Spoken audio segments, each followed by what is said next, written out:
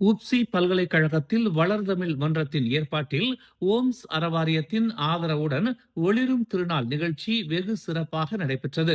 உப்சி பல்கலைக்கழகத்தின் பரதம் பண்பாட்டு கழகத்தின் இணை ஏற்பாட்டில் நடைபெற்ற இந்த நிகழ்ச்சியில் வழக்கறிஞரும் மலேசிய சமூக நல மறுமலர்ச்சி இயக்கத்தின் உதவி தலைவருமான டத்தோ முருகேசன் சின்னாண்டவர் சிறப்பு வருகையாளராக கலந்து கொண்டு நிகழ்ச்சியை அதிகாரப்பூர்வமாக தொடக்கி வைத்தார்.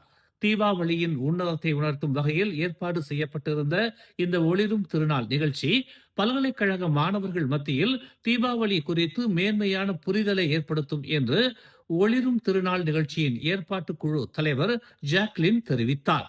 ஒளிரும் திருநாள் நிகழ்ச்சிக்கு ஆதரவாக செயல்பட்ட அனைத்து தரப்பினருக்கும், குறிப்பாக கடந்த பல ஆண்டுகளாக உப்சி வளர்தமிழ் மன்றத்தின் பல்வேறு நிகழ்ச்சிகளுக்கு ஓம்ஸ் அறவாரியம் அளித்த ஆதரவையும் ஜாக்லின் நினைவு கூர்ந்து தனது நன்றியை தெரிவித்தார்.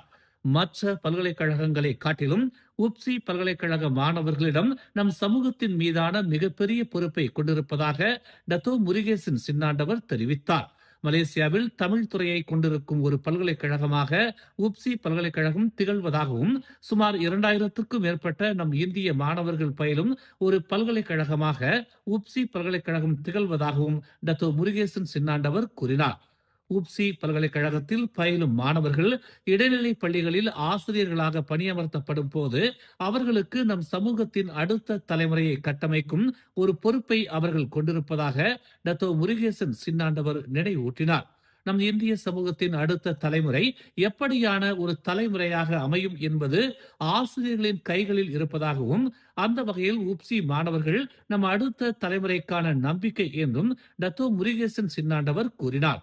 தீபாவளி நிகழ்ச்சி என்றால் அது ஆடல் பாடலுடன் நிறைவடையாமல் தீபாவளி நோக்கத்தையும், தற்காலத்தில் தீபாவளியை நாம் எப்படி கொண்டாட வேண்டும் என்பதையும் உப்சி பல்கலைக்கழகத்தின் வளர்தமிழ் மாணவர் அமைப்பினர் உணர்த்தி இருப்பதாக டத்தோ முருகேசன் சின்னாண்டவர் புகழாரம் சூட்டினார். ஓம்ஸ் அறவாரியம் பல்கலைக்கழக மாணவர்களின் நிகழ்ச்சிகளுக்கு ஆதரவளித்து வருகிறது.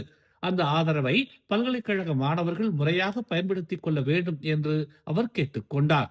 பரதம், வீணை இசையுடன் தொடங்கிய ஒளிரும் திருநாள் நிகழ்ச்சி சேலை அழகு, ராணி, வேட்டி ராஜா அணிவகுப்புடன் புதிர் போட்டி, கோலமிடும் போட்டிகளுடன் நிறைவடைந்தது. மேலும் செய்திகளை தெரிந்து கொள்ள தமிழ் மலர் இணையதளம், தமிழ் மலர் செயலி மற்றும் மலர் டிவி யூடியூப் சேனலை வலம் வாருங்கள். எங்களோடு இணைந்திருக்க மலர் டிவியை பதிவு செய்து கொள்ளுங்கள். உறவுகள் மகிழ்ந்திட விருப்பம் மற்றும் பகிர்வு சேவையை சொடுக்கிடுங்கள்.